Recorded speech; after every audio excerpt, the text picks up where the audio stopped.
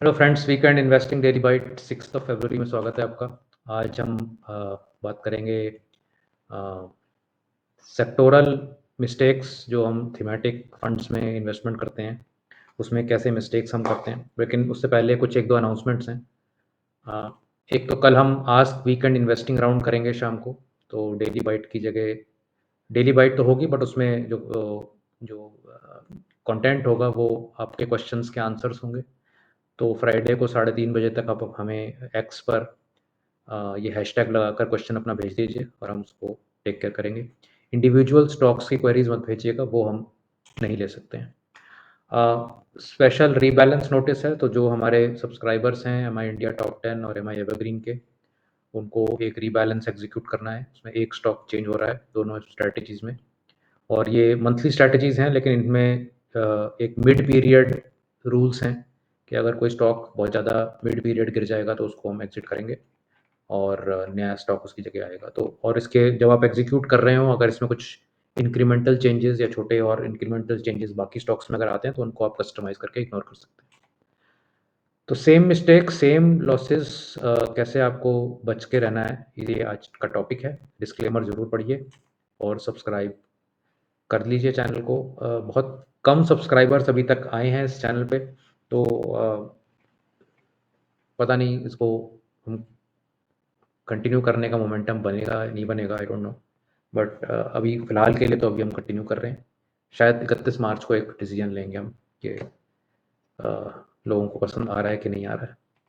हाँ, मार्केट्स 2 दिन अब थोड़ा सा ठहराव रहा है मार्केट में। काफ़ी तेज़ी से 1000-1200 पॉइंट की जो रैली आई थी, उसके बाद 2 दिन का ब्रेक लगा है। तो कई चीज़ें अभी अनाउंसमेंट के लिए रेडी हैं। आरबीआई की पॉलिसी मीट कल है, फिर आपका इलेक्शन का रिजल्ट भी आ रहा है। और तो कोई नेशनल लेवल पे कोई बड़ी बात नहीं है, लेकिन फिर भी अगर बीजेपी जीतती है तो मेरे हिसाब से वो एक पॉजिटिव सेंटिमेंट क्रिएट करेगा मार्केट के लिए।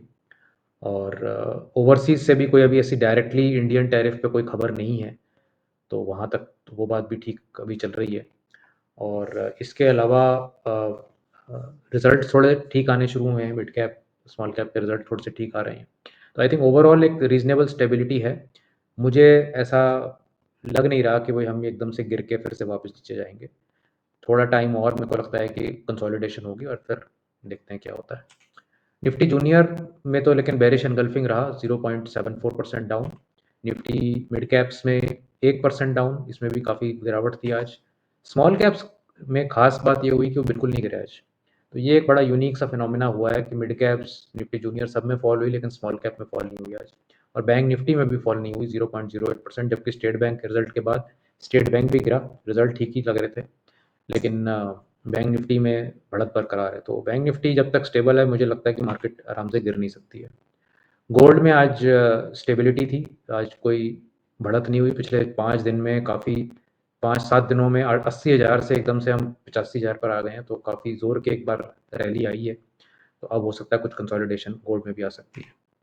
अगर हम ट्रेंड्स देखें एडवांस डिक्लाइन के, तो 194 एडवांस, 303 डिक्लाइन, तो थोड़ा सा रुझान नेगेटिव की तरफ था आज। हीट मैप देखें तो कहीं कोई खास ग्रीन आपको नज़र नहीं आएगा। सिप्ला, अडानी पोर्ट, 2-4 स्टॉक्स को छोड़ के, इन्फोसिस 1%। बट गिरने में काफ़ी शेयर्स, ट्रेंड सबसे ज़्यादा गिरा है, 8.5% के करीबन, 8.25%। Bharat Electronics, ONGC, State Bank, Titan, ITC, Lever, Mahindra and Mahindra, इन सब में आज गिरावट रही। निफ्टी नेक्स्ट 50 स्पेस में देखें तो Lodha, LIC, Varun Beverages, D Mart, LTIM, ICICI General Insurance, PFC, इन सब में एक अच्छी गिरावट आई है। और जाइडस लाइफ में रिजल्ट्स के बाद अच्छी उछाल आई है।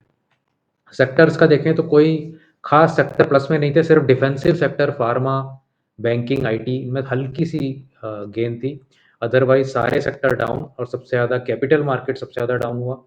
कैपिटल मार्केट का जो इंडेक्स है वो डाउन 2.2% हुआ, लेकिन इसमें बढ़त भी सबसे ज़्यादा आई थी इस हफ्ते। तो ये गिरने के बाद भी 5.2% अप है इस हफ्ते, सबसे ज़्यादा बढ़ने वाला सेक्टर है।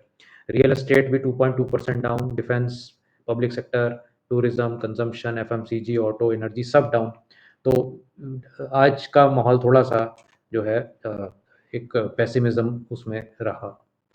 फार्मा थोड़ा सा ऊपर था। फार्मा में एबर्ट, नेटको, जाइडस, एल्कम, इन स्टॉक्स में थोड़ा सा गेन था। बट ये थोड़ा डिफेंसिव आज मूव थी। आगे देखते हैं कि आगे वाले दिनों में क्या हाल रहता है। आज हम बात करेंगे कुछ मिस्टेक्स की और कुछ लॉसेस की जो बार-बार इन्वेस्टर रिपीट कर रहे हैं। तो आज हम डिफेंस की थीम की बात करेंगे कि डिफेंस की थीम बहुत पॉपुलर थी रिसेंटली। अगर आप ये सारे न्यूज़ आइटम पढ़ेंगे तो सितंबर 2004 में 2 एएमसी ने लॉन्च किया defence mutual fund, defence index fund. फिर आदित्य बिरला एएमसी ने लॉन्च किया डिफेंस इंडेक्स फंड, फिर ग्रो ने लॉन्च किया डिफेंस ईटीएफ, फिर मोतीलाल ओसवाल ने लॉन्च किया डिफेंस। फिर इस तरह से कई आपकी न्यूज़ आइटम आए कि कई सारे ऐसे एनएफओज ईटीएफ्स वगैरह लॉन्च हुए और सब सेकंड हाफ ऑफ 2024 में हुए। अब डिफेंस की हम अगर पूरा चार्ट देखें तो 2020 तक कोविड से पहले 57% गिर चुका था ये सेक्टर, 2018 से 2020 में। और फिर 2020 से इसने छलांग लगाई 15 गुना की। 94% सीएजीआर से अगले 4 साल बढ़ा है, 4 सवा 4 साल। इस दौरान किसी ने इसकी बात नहीं करी, इस दौरान भी किसी ने इसकी बात नहीं करी। यहाँ जाके 2024 के हाफ के बाद यहाँ जाके डिफेंस की चर्चा होने लग गई कि भाई डिफेंस के प्रोडक्ट्स आ गए, और इस दौरान में 28% डिफेंस सेक्टर गिर चुका है। तो आप ये देखिए कि 15 गुना की जब रैली आई इस सेक्टर में तब किसी ने इसकी बात नहीं करी। सबने यहाँ आके नए-नए प्रोडक्ट्स इसमें डाल दिए। डिफेंस खरीदो, डिफेंस खरीदो, डिफेंस खरीदो। यहाँ तक सब सो रहे थे। तो ये सबसे बड़ी प्रॉब्लम है ये न्यू फंड ऑफरिंग्स की, कि जब मार्केट बढ़ रही होती है एक रीजनेबल लेवल तक, वो तब कोई नहीं आता और बिल्कुल एंड में जाके लोगों को फोमो क्रिएट कर देते हैं कि भाई अब डिफेंस में ही आपको इन्वेस्ट करना है। और रिटेल एंड में आके सारे आरएम, सारे म्यूचुअल फंड डिस्ट्रीब्यूटर, जितने भी सब सारे एक्सपर्ट हैं, सब मिलके आपको वहाँ माल बेच देते हैं। तो ये डिफेंस के स्टॉक्स की परफॉर्मेंस है। ये राइट साइड में आप देख सकते हैं 52 वीक हाई से ये सारे डिफेंस में गिरे हैं। कोई 50%, कोई 35%, कोई 22%, जोर की गिरावट हुई है। लेकिन बढ़त भी जोर की हुई है कई स्टॉक्स में, जैसे जेनटेक 700% के आसपास, Kochi shipyard 700%, Bharat Electronics, GRSE, Mazagon stock में तो 1500% की राइज आई है। अगर आपने रैली में कुछ पार्ट भी अगर आपने हिस्सा लिया है तो फिर भी कुछ लॉस जो हुआ है वो जायज़ है। लेकिन अगर आप बिल्कुल ही रैली के एंड में पहुँचे हैं और आपने ना तो अपसाइड कुछ ली उसमें और सिर्फ डाउनसाइड ही डाउनसाइड ली है, तो फिर ये गलत हो गया। मतलब जिसने भी आपको माल बेचा है वो मिस सेलिंग कहलाई जाएगी मेरे हिसाब से। तो अगर हम सारे म्यूचुअल फंड्स की स्कीम्स देखें तो 494 स्कीम है आज की डेट में, दिसंबर 31 का डेटा है ये। उसमें से 202 स्कीम थीमेटिक स्कीम्स हैं जो कि किसी ना किसी पर्टिकुलर थीम पे बेस्ड हैं। तो ये बहुत कंसंट्रेशन है मार्केट में कि 40% से ज़्यादा माल वो बिक रहा है जो किसी थीम को देके बेचा जा रहा है। पहले वो सोलर थीम पे बिक रहा था माल, रिन्यूएबल पे बिक रहा था, फिर अब डिफेंस आ गया, उससे पहले public sector banking, public sector enterprise scheme पे बिक रहा था।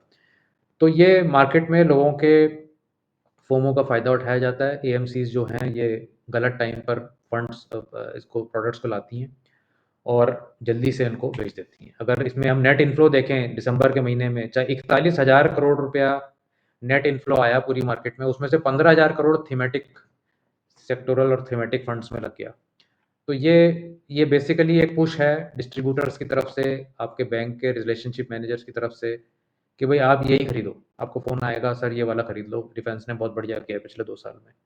अब आपको ये नहीं पता है कि इन जो थीमेटिक फंड्स होता है इसमें सबसे ज़्यादा कमीशंस होती हैं, सबसे ज़्यादा एएमसी की कॉस्ट होती है इसके अंदर। और ये बेसिकली एक बहुत एक्सपेंसिव प्रोपोज़िशन पड़ जाती है बायर को, क्योंकि मोस्टली लोग जो ये लेते हैं उनको कुछ नहीं पता होता कि मार्केट में क्या हो रहा है। उनको सिर्फ ये दिखा दिया जाता है, देखिए सर पिछले साल 15% सॉरी 155% की इसमें रिटर्न आई है डिफेंस सेक्टर में, आप ये ले लीजिए। इतना ही बताया जाता है और आदमी उसमें उससे ज़्यादा दिमाग लगाता नहीं। मोस्टली जिनको ये डिस्ट्रीब्यूटर टाइप के लोग इनको बेसिकली जिनकी सर्विस करते हैं वो, क्योंकि जो थोड़ा सा भी अवेयर है इन्वेस्टर वो तो डायरेक्ट ही आ जाएगा, उसको इन चैनल्स के थ्रू जाने की ज़रूरत नहीं है। लेकिन रिटायर्ड लोग भी होते हैं या बिल्कुल नॉन फाइनेंशियल ओरिएंटेड लोग होते हैं, उनको कहते हैं भई मुझे पता नहीं, आपको मुझे आप पे विश्वास है, आप जो मर्ज़ी कर लो। तो इस तरीके के लोगों को सबसे ज़्यादा इसमें नुकसान पहुँचाया जाता है। और मतलब क्योंकि ये प्रॉब्लम इसमें ये भी है कि हर बुल रन में डिफरेंट सेक्टर चलेंगे। अगर इस बार ये डिफेंस चल चुका, तो हो सकता है डिफेंस अब अगले 5 साल ना चले। ये पॉसिबल है। अगर 2008 में इंफ्रास्ट्रक्चर चला था, तो वो इंफ्रास्ट्रक्चर अब जाके चला है थोड़ा। अगर 2001 में 2001 में आईटी स्टॉक्स चले थे, तो वो बहुत 8-10 साल के बाद जाके वो फिर स्टॉक्स चले। या जो शुगर के स्टॉक चले थे 3-4 साल पहले, वो अब कई कई सालों से नहीं चल रहे। या टेक्सटाइल का बीच में एक फोकस आया था, वो अब नहीं चल रहा। तो ऐसे करके ये एक रोटेशन चलती रहती है मार्केट में, किन सेक्टर्स में। अब 2015 तक फार्मा बढ़ा था, फिर वो 5-7 साल नहीं बढ़ा, अब जाके बढ़ना शुरू हुआ है। तो ये एक प्रॉब्लम है कि खरीदवा तो सब देंगे, लेकिन निकलवाएगा कौन आपको? क्योंकि ये जो एक मन में लोगों के धारणा बनी हुई है कि बस खरीद लो और फिर अपने आप सब कुछ हो जाएगा, ऐसा नहीं होता है। आपको एंट्री भी चाहिए, आपको एग्ज़िट भी चाहिए। क्योंकि या तो वो फंड ऐसा हो कि वो अपने आप सेक्टर रोटेशन कर रहा हो, जैसे कोई मोमेंटम स्ट्रैटेजी हो कि अपने आप ही उसमें स्टॉक रोटेट हो रहे हैं, जो स्टॉक खराब हो रहा है वो बाहर निकल जाता है, जो सेक्टर खराब हो रहा है वो बाहर निकल जाता है। अगर तो वो हो रहा है, फिर तो बात अलग है। लेकिन अगर आपने सेक्टर पे ही इन्वेस्ट कर दिया और आपने 2 सेक्टर ऐसे पकड़ लिए जो कि पिछली तेजी के सेक्टर्स थे, तो आप तो फिर बैठे रहिए, मतलब वो कुछ नहीं हो सकता उसके अंदर। तो ये मतलब जो मिस सेलिंग है, ये बड़ी अनफॉर्चुनेट है कि इस तरीके की इंसेंटिव्स हैं हमारे इंडस्ट्री में, कि गलत इंसेंटिव देकर उसको पुश किया जाता है। मैंने खुद ही बैंक में 4 पैसे जिस दिन होते हैं, उस दिन फ़ोन आ जाता है बैंक से कि सर आप ये ले लो, सर आप वो ले लो। तो ये सारा इंसेंटिव स्ट्रक्चर बहुत गलत बना हुआ है। और मैं किसी का पर्टिकुलरली मतलब मैं नाम नहीं ले सकता किसी का, लेकिन ये बिल्कुल प्रेवेलेंट है। प्रेवेलेंट मतलब सब जगह यही हो रहा है। सबको अपना माल बेचना है, कमीशनें लेनी है। जो इन्वेस्टर है उसी को खुद जागरूक होना पड़ेगा कि वो किस चीज़ में कितना रिस्क लेके क्यों लगा रहा है, कितने टाइम के लिए लगा रहा है। तो ये एजुकेशन जब तक नहीं होगी, तब तक ये गेम्स चलते रहेंगे। तो थोड़ा डायनामिकली आप देखिए कि ऐसी स्ट्रैटेजीज़ में इवन कोई प्लेन वैनिला भी म्यूचुअल फंड में आप लगाते हैं, उसमें भी कम से कम वो फंड मैनेजर तो बैठा है वहाँ पे, जो उसको रोटेट करेगा। अगर डिफेंस नहीं चल रहा, तो डिफेंस हटा के दूसरे किसी चीज़ को लाएगा। ये जो फ़ोकस्ड फंड्स हैं, इसमें तो क्योंकि फ़ोकस ही उसका डिफेंस है, तो अगर डिफेंस स्टॉक अगले 10 साल गिरते रहेंगे, तो आपको तो रहना पड़ेगा उसके अंदर फिर डिफेंस में। ये सबसे बड़ी प्रॉब्लम है इन थीमेटिक फंड्स की। तो लेट मी नो आपका क्या इसके बारे में व्यू है। मेरा ये buy and hold of themes का जो व्यू, मेरा तो बहुत पुअर व्यू है इसके लिए। लेकिन आपका अगर इससे बेटर व्यू है, तो ज़रूर बताएँ कमेंट्स में, और लाइक और शेयर ज़रूर करिए, इस चैनल को बढ़ाइए आगे। ये चैनल के सर्वाइव को अगर करना है, तो मतलब थोड़ा आपको आपको ही थोड़ी-सी मेहनत करनी पड़ेगी। तो thank you so much for watching, और मिलते हैं अगली बार।